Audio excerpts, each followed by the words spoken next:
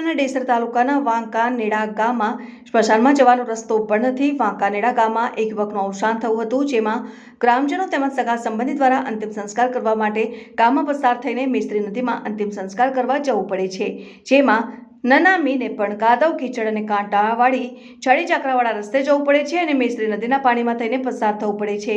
આ સમસ્યા વર્ષોથી આવી જ છે, પરંતુ સ્મશાન જવા માટે રસ્તો પણ નથી અને નદીના પાણીમાંથી પસાર થવું પડે છે। જીવના જોખમે ગ્રામજનો અને સગા સંબંધી અંતિમ સંસ્કાર કરવા માટે મજબૂર છે।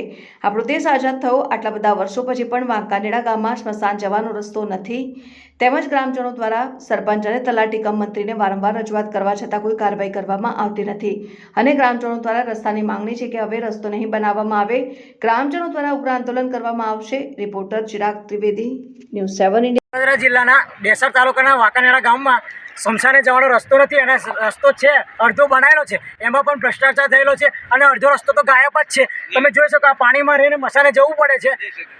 આ નદી છે અને નદીની અંદર પાણી રહીને મસાને જવું પડે છે। તમે જો અડધો રસ્તો તો ગાયબ જ છે અને અડધો રસ્તો બનાવેલો છે, એમાં પણ ખાડા અને ફૂલ ભ્રષ્ટાચાર થયેલો છે।